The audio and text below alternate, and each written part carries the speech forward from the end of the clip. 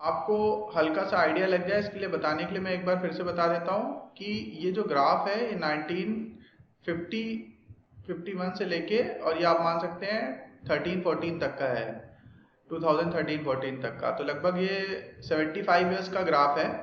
75 years में यानी कि जब देश आज़ाद हुआ तब से लेके अभी तक, या आप मान सकते हैं कि मोदी सरकार बनने के पहले तक, कांग्रेस के गवर्नमेंट तक का टाइम है ये।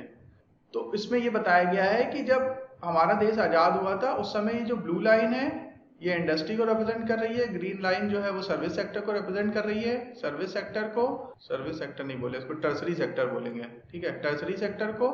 रेड लाइन जो है वो हमारी प्राइमरी सेक्टर को रिप्रेजेंट करती है और ये सेकेंडरी सेक्टर को रिप्रेजेंट करती है। ये वाला एस हटा दीजिए। तो प्राइमरी, सेकेंडरी एंड टर्सरी, तो उस समय बताया गया है कि प्राइमरी सेक्टर का कंट्रीब्यूशन मैक्सिमम था इकोनॉमी में और टर्सरी सेक्टर का 25 to 30% था और सेकेंडरी सेक्टर का 15 to 20% के आसपास था। तो ये बताया गया है कि सेकेंडरी सेक्टर का परफॉर्मेंस अभी भी लगभग वैसे का वैसे ही है, कोई ज़्यादा खास इंप्रूवमेंट नहीं हुआ है। बस आप मान सकते हैं यहाँ से यहाँ तक गया है, इतना ही इंप्रूवमेंट हुआ है। तो अगर आप इस लाइन को पैरेलल ले जाएंगे तो यहाँ पे ये इससे मिल जाएगी आके, ठीक है। बहुत ज़्यादा इंप्रूवमेंट नहीं हुआ है सेकेंडरी सेक्टर में, यानी कि हमने लगभग इंडस्ट्री को और मैन्युफैक्चरिंग को मिस कर दिया है पूरे 75 सालों में, वो वहीं के वहीं पड़ा हुआ है लगभग। एग्रीकल्चर में प्रोडक्शन बढ़ा है लेकिन उसका जीडीपी में कंट्रीब्यूशन कम हो गया, जीडीपी में कंट्रीब्यूशन घट के 15% पे आ गया, 60% से घट के 15% पे आ गया। सेकेंडरी सेक्टर का लगभग 25% पे 25 to 35 चलता रहता है और इसका बढ़ के 60-65% हो गया। तो ये एक बार एक ओवरऑल ग्राफ दिखा रहा है कि आपका किस किस सेक्टर का कंट्रीब्यूशन इस समय कितना कितना चल रहा है। आप लोगों को ये समझ में आ गया था कि जब ये प्राइमरी सेक्टर, एग्रीकल्चर सेक्टर का ग्राफ तो नीचे आया है लेकिन प्रोडक्शन नहीं नीचे आया है, क्योंकि हमारी पॉपुलेशन आज़ादी के समय कुछ और थी और इस समय कुछ और है। मतलब हमारी पॉपुलेशन बहुत ज़्यादा बढ़ चुकी है तब से अभी तक। जब हमारा देश आज़ाद हुआ था तो आप ये मान सकते हैं कि लगभग 35-36 करोड़ की पॉपुलेशन थी हमारी, और उसमें कितना इजाफा हो चुका है, कितना इंक्रीज, 100 करोड़ और बढ़ गए। तो देश की आज़ादी से अभी तक 100 करोड़ लोग बढ़ गए हैं। हमारी पॉपुलेशन तब 36 करोड़ 35 करोड़ थी 1947 में। देखो 1947 का डेटा नहीं क्योंकि 51 में सेंसस हुआ था। सेंसस का मतलब समझते हैं क्या होता है? जनगणना। 1951 सेंसस, जनगणना।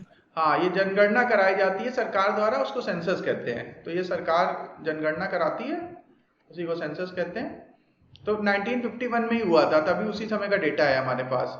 अच्छा, एक और डेटा आपको दिखाते हैं। 1900 में क्या हाल था, लगभग 30 करोड़ के आसपास।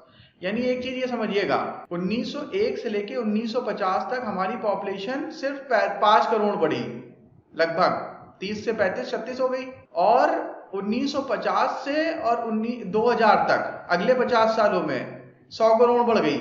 ऐसा क्यों? ये ग्राफ आपको दिख रहा है, ये ब्लैक एंड व्हाइट वाला, ये ब्लैक एंड व्हाइट वाला ग्राफ आपको दिख रहा है। देखिए इसमें लगभग 1800 के आसपास से लेके और 2001 तक दिया है पॉपुलेशन। अब देखिए 1900 के आसपास कितनी थी हमारी पॉपुलेशन, लगभग 20-30 करोड़ के आसपास थी, और यही स्थिति बनी रही है लगभग 1921 तक। उसके बाद थोड़ा सा बढ़ी है और 1947 में जब हमारा देश आज़ाद हुआ तब 32-33-35 करोड़ 36 करोड़ होगी। और उसके बाद जैसे ही देश आज़ाद हुआ, देखिए 1950 से लेके और 2000 के बीच में एकदम स्ट्रेट लाइन में ग्राफ ऊपर चला गया, एक्सप्लोसिव ग्रोथ जिसको कहते हैं, और इसको हम लोग एक्सपोनेंशियल ग्रोथ भी कहते हैं, और इसी को कहते हैं जनसंख्या विस्फोट। एकदम से 50 सालों में जनसंख्या एकदम स्काई रॉकेट हुई। ऐसा क्यों हुआ? इसका क्या रीजन था? हमारा जो पॉपुलेशन है उसमें इतना ज़्यादा ड्रास्टिक चेंज आया, उसका रीज़न ये था, इंडियंस को बहुत ज़्यादा एक्सप्लॉइट किया था अंग्रेजों ने। ये देखिए, ये जो आपके स्क्रीन पे अब आ रहा होगा, अब आपको साफ साफ दिख रहा होगा। इस ग्राफ पे आप ये देखेंगे तो जो इंडिया की जो पॉपुलेशन ग्रोथ रेट है वो लगभग फ्लैट थी, लगभग 50 से 100 सालों तक, 1850 से लेके और 1950 तक लगभग फ्लैट थी, कोई बहुत ज़्यादा इम्प्रूवमेंट नहीं हुआ था। 1911 या 1921 से लेके थोड़ा सा ग्रोथ आया था इसमें, 1921 से लेके 1961 तक थोड़ा ग्रोथ आया था, और उसके बाद फिर एक्सपोनेंशियल ग्रोथ आई थी।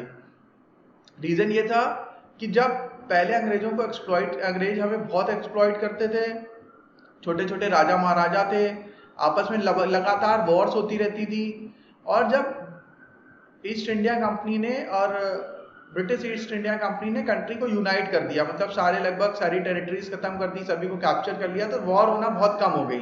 तो जब वॉर होना कम हो गई तो लोग मरने भी कम हो गए, और जब कोई एक सैनिक मरता था तो उसके साथ साथ उसका परिवार भी मर जाता था। क्यों?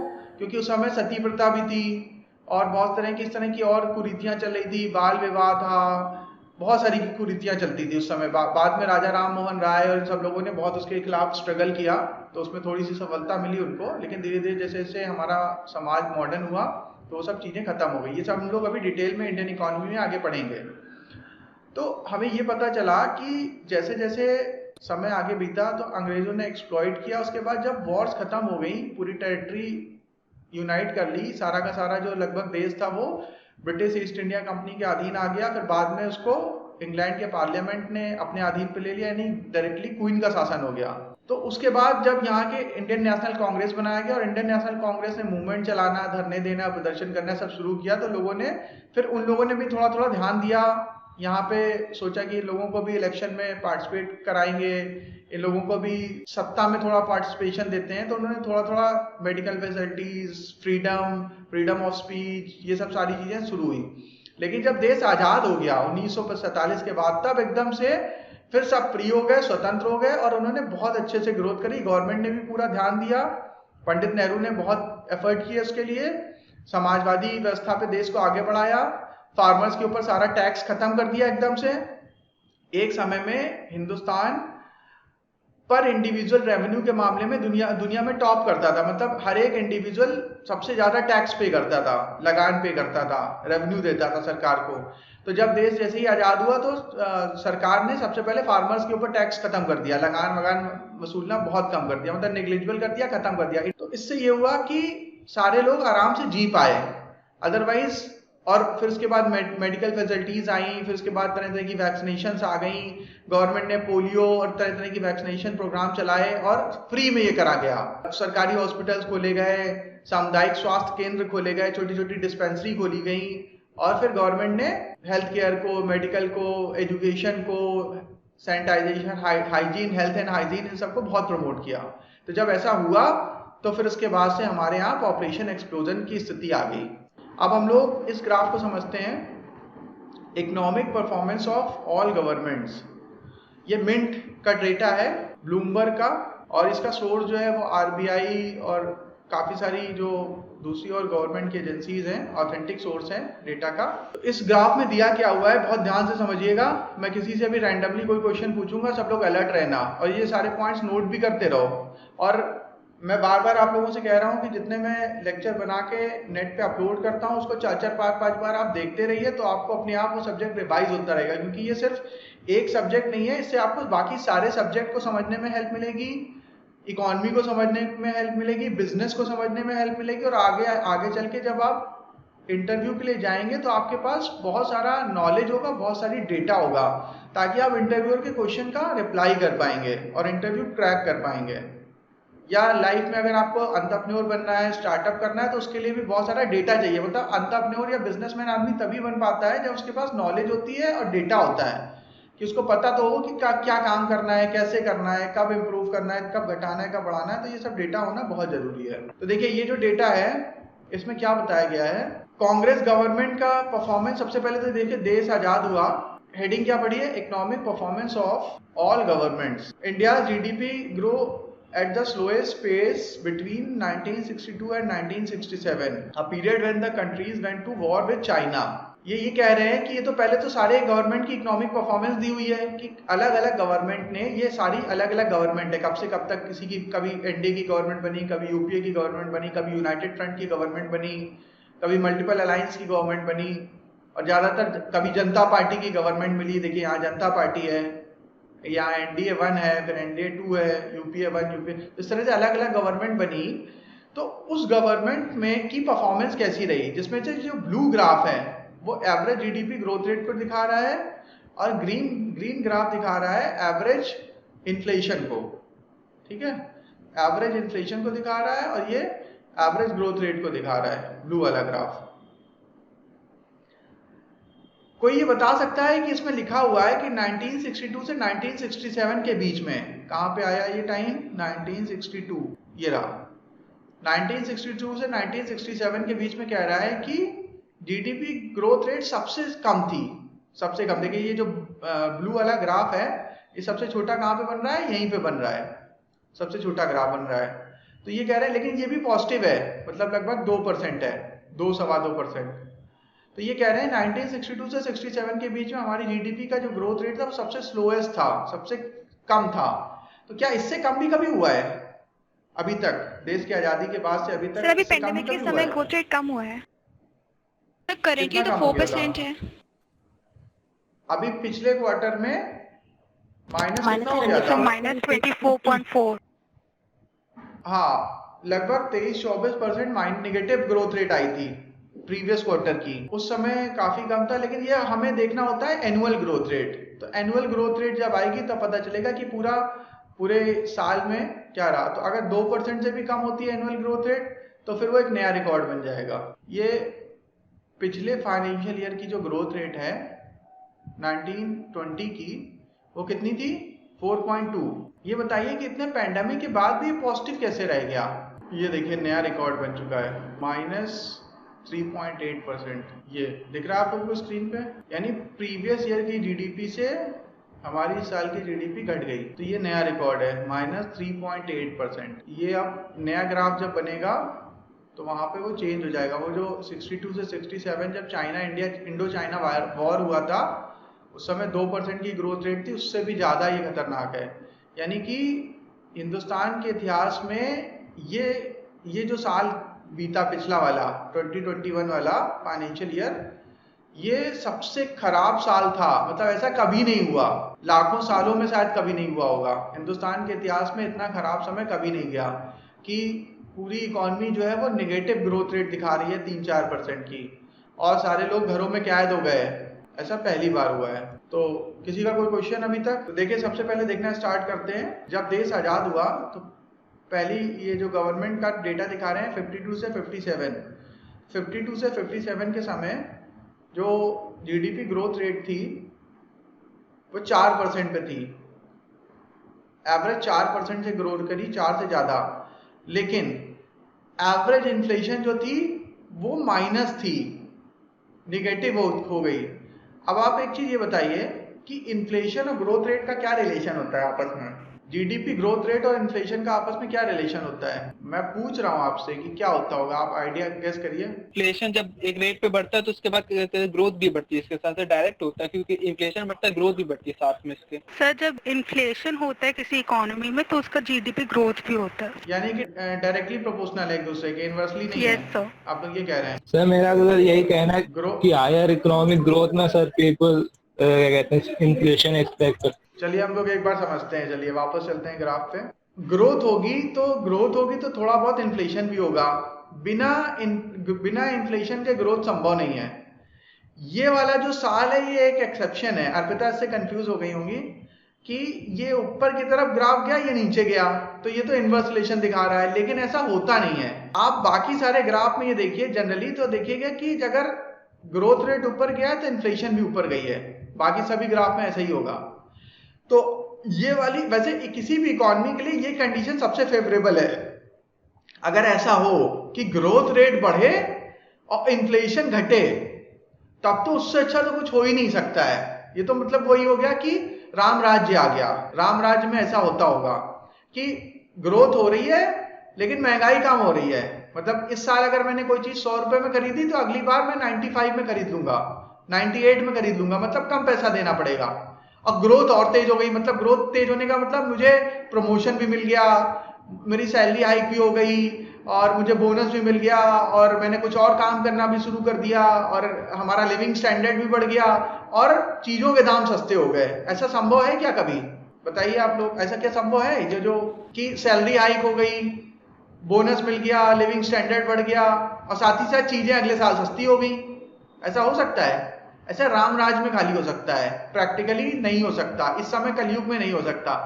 तो ये कैसे हुआ था? वो उस समय, जिस समय देश आजाद हुआ था, उस समय एक्सेप्शन था, तो वैसा हुआ होगा, ठीक है।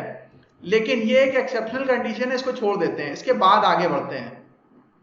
यहां पे देखिए, अब सेकेंड टर्म आया, पंडित नेहरू फिर से इलेक्ट हुए एज अ प्राइम मिनिस्टर। फिर 1957 से 62, अब 62 के आसपास ही इंडो चाइना वार स्टार्ट होगा। तो ये जो टर्म था ये ठीक गया। इसमें देखिए, ये ब्लू वाला जो है वो जीडीपी ग्रोथ रेट दिखा रहा है, ग्रीन वाला इन्फ्लेशन दिखा रहा है। तो इसमें देखिए ग्रोथ रेट तो थोड़ी डाउन हुई, यहां से यहां ग्रोथ रेट कम हो गई और इन्फ्लेशन बढ़ गया। यानी कि ये वाला जो टर्म है वो पंडित नेहरू ने शायद उतनी एफिशिएंटली हैंडल नहीं किया, या फिर उस समय क्योंकि रिसोर्सेज भी नहीं थे, सरकार को बहुत सारी चीजें करनी थी, एंटरप्रेन्योर्स भी नहीं थे, कैपिटल भी नहीं था, सब कुछ गवर्नमेंट को ही करना था। अगला साल तो बहुत ही खराब गया। अब यहां से यहां देखिए क्या हाल हुआ, ये ग्रीन वाला बार कहां से कहां पहुंच गया, यानी इन्फ्लेशन 2-2.5% से बढ़ के 8.5-9% पहुंच गई, 9% पे आ गई इन्फ्लेशन, बहुत ज्यादा हो गई इन्फ्लेशन, और ग्रोथ घट गई। ये सबसे खराब चीज है, ग्रोथ घट गई, इन्फ्लेशन बढ़ गई। ऐसा होना मतलब डिजास्टर है इकोनॉमी के लिए। तो ये साल जो है वो सबसे खराब गया, हमारी इकोनॉमी का सबसे बुरा साल क्रॉस कर दिया। बुरा साल कह रहे हैं, वो पंचवर्षीय योजना बनाते थे ना, 5 ईयर प्लान, तो ये वाला जो पीरियड था कांग्रेस गवर्नमेंट का, ये जो टर्म था 62 से 67, 5 साल का, ये सबसे खराब परफॉर्मेंस था इसमें गवर्नमेंट का। लेकिन इसमें दोष किसको दिया जाता है? क्योंकि इंडिया की चाइना से लड़ाई हो गई थी, तो सारे इकोनॉमिक रिसोर्सेज वहां खर्च हो गए, गवर्नमेंट का पूरा माइंड डाइवर्ट हो गया वॉर में, और हम उसमें हार भी गए, और हमारे बहुत सारे सैनिक शहीद भी हो गए। तो इसलिए हमारे देश को बहुत नुकसान झेलना पड़ा, और हम लोग डेवलपमेंट नहीं कर पाए। हमारे पास एक तो देश जस्ट आजाद हुआ था, रिसोर्सेज भी नहीं थे, और उसमें वॉर भी हो गई, तो ये हमें बहुत नुकसान हुआ यहाँ पे। फिर नेक्स्ट टर्म फिर से कांग्रेस आई 67 से 1971। अब देखिए इस समय थोड़ी सी परफॉर्मेंस बेटर हुई, आपका इन्फ्लेशन थोड़ा सा कूल डाउन हुआ, 9% वाला इन्फ्लेशन घट के 5% पे आया, और जीडीपी ग्रोथ रेट जो लगभग 2-2.5% चल रही थी वो बढ़ के 4.5-5% को निकल गई, 5% पे पहुंच गई, 2.5 से 5 हो गई, और इन्फ्लेशन थोड़ा गया। तो यानी ये जो है सेटिस्फैक्टरी था साल।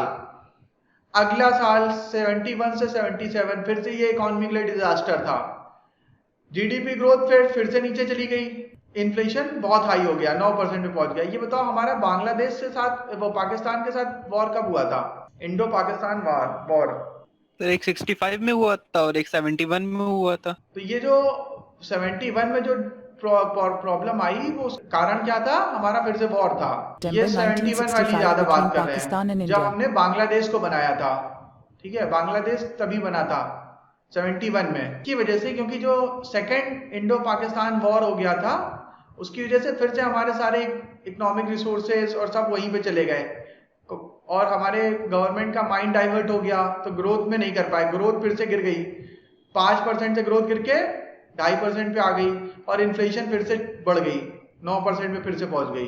तो ये जब हुआ तो लोग बहुत नाराज हो गए, और उसके बाद इंदिरा गांधी से भी नाराज हो गए। इंदिरा गांधी ने फिर बाद में इमरजेंसी भी लगा दी। इमरजेंसी कब लगाई गई थी? 75 में इमरजेंसी। 1971 से 77 का जो पीरियड था, अब आप देख रहे होंगे तो लगभग ये 7 साल खिंच रहा है। यानी कि जब इंदिरा गांधी को ये लगा कि शायद वो जीत नहीं पाएंगी, और मोरारजी देसाई कह रहे हैं, जेपी ने, जयप्रकाश, उन्होंने बहुत बड़े मूवमेंट को स्टार्ट कर दिया, और लोग जो है कांग्रेस के अगेंस्ट होने लगे, परफॉर्मेंस से खुश नहीं थे। वॉर भी हो चुकी थी, 2-2, 3-3 वॉर हो चुकी थी, चाइना के साथ वॉर हुई थी, फिर 65 में वॉर हुई, फिर इसके बाद 71 में फिर से वॉर हो गई, 62 में चाइना की वॉर हम हार ही चुके थे। तो इससे हमारे इकोनॉमिक रिसोर्सेज पे बहुत ज्यादा बर्डन पड़ रहा था, और हम ग्रो भी नहीं कर पा रहे थे, और इन्फ्लेशन भी बहुत तेज थी, बहुत ज्यादा इन्फ्लेशन थी उस समय।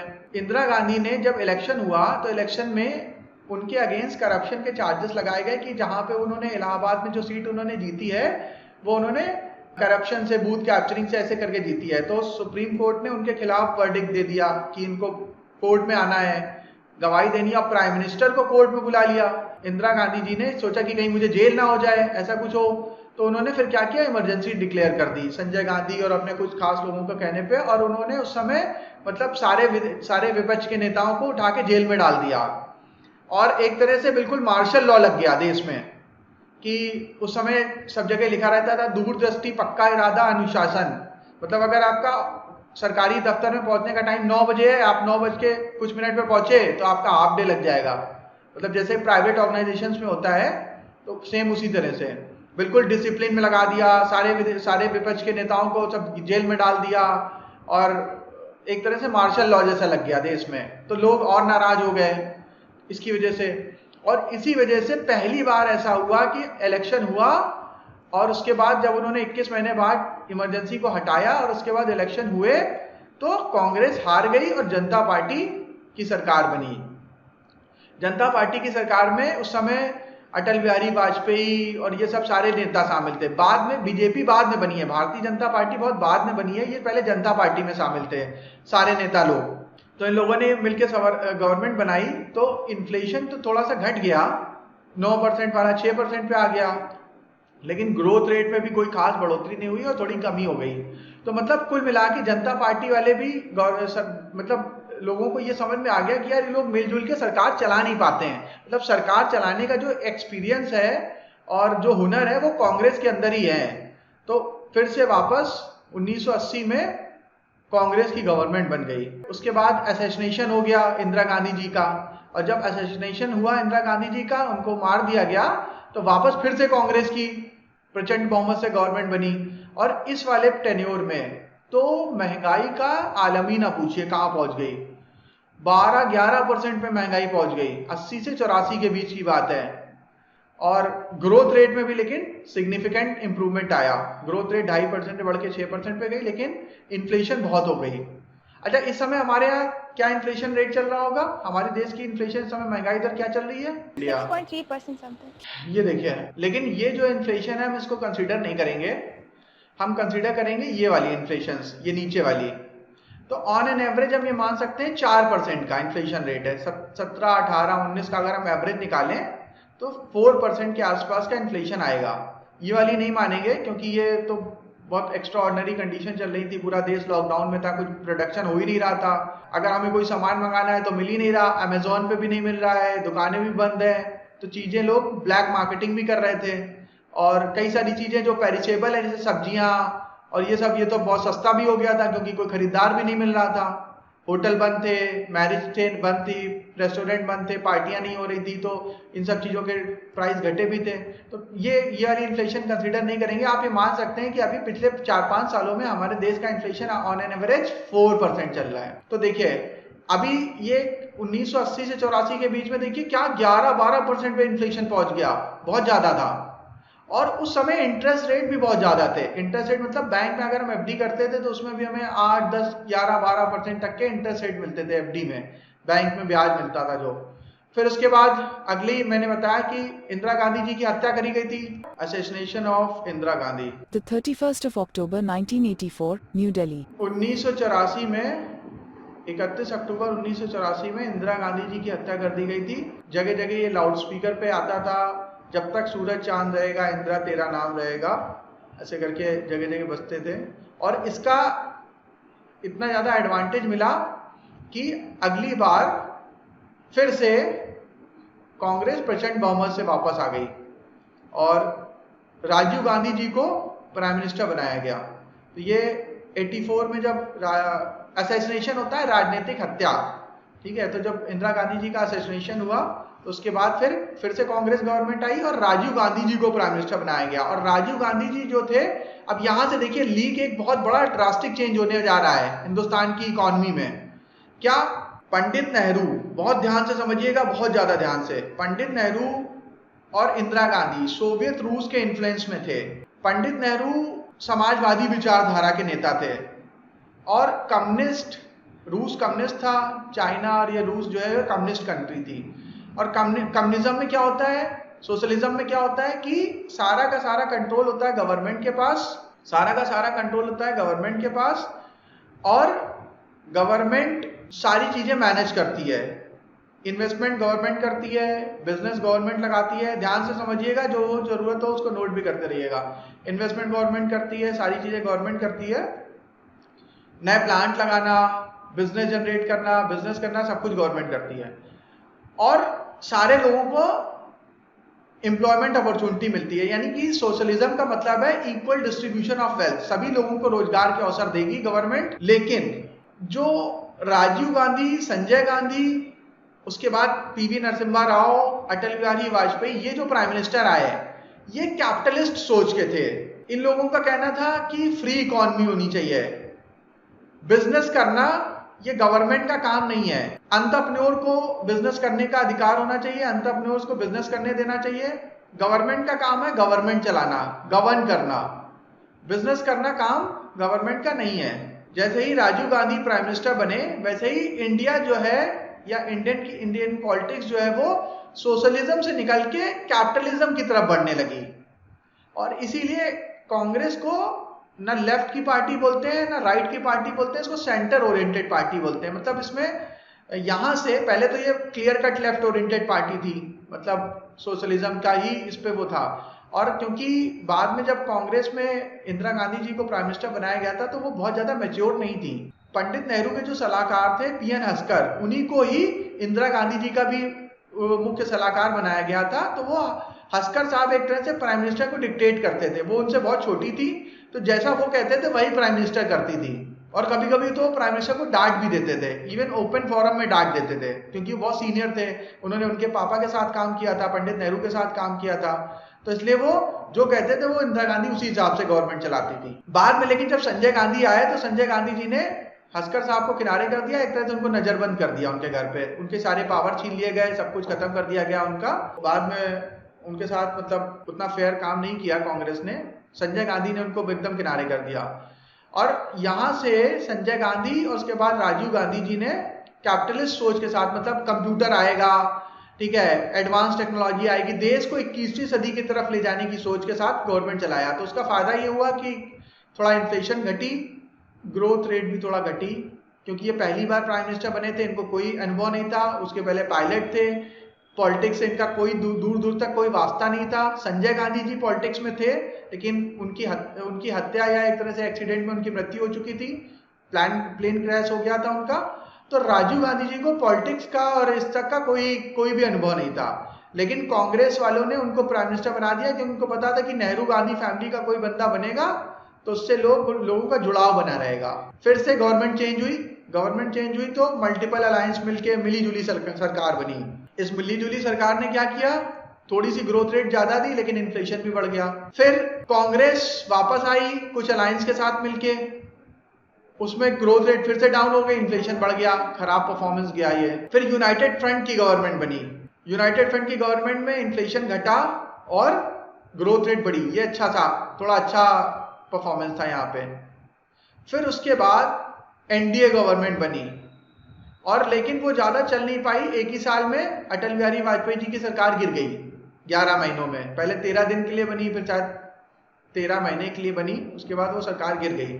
फिर इलेक्शन हुए, फिर से इलेक्शन के बाद फिर से अब एनडीए फिर से मेजॉरिटी में आई, और जब फिर से मेजॉरिटी में आई तो अटल बिहारी वाजपेयी जी ने मिरेकल कर दिया। इसीलिए इनको सबसे सक्सेसफुल प्राइम मिनिस्टर कहा जाता है।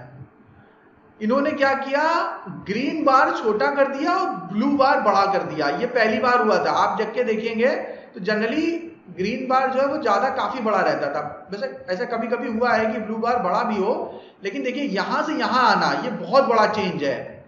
इन्फ्लेशन को इन्होंने बहुत नीचे ले आए। ये इन्फ्लेशन आप समझ 13-14% पे पहुंच गई थी। 13-14% की इन्फ्लेशन घटा के इन्होंने 4% के नीचे पहुंचा दिया अटल बिहारी वाजपेयी जी ने। और इतना कम इन्फ्लेशन किया और ग्रोथ रेट पे भी बहुत ज्यादा कॉम्प्रोमाइज नहीं करना पड़ा। ग्रोथ रेट भी 6 के आसपास बरकरार रही। तो ये बहुत अच्छा परफॉर्मेंस था कि ग्रीन बार नीचे हो और ब्लू बार ऊपर हो। ये इकोनॉमी के लिए बहुत अच्छा होता है। अगला जो यूपीए का टर्न आया, उसके बाद मनमोहन सिंह जी प्राइम मिनिस्टर बने। उन्होंने उनसे भी अच्छा परफॉर्म किया।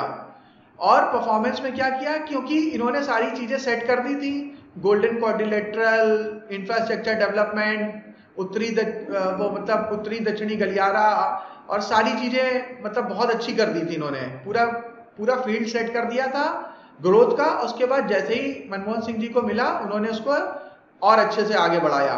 तो उसकी वजह से आप देखिए ग्रोथ रेट जो है वो 8 को क्रॉस कर गई। पहली बार इंडिया की जीडीपी वो 8% के ऊपर निकल गई।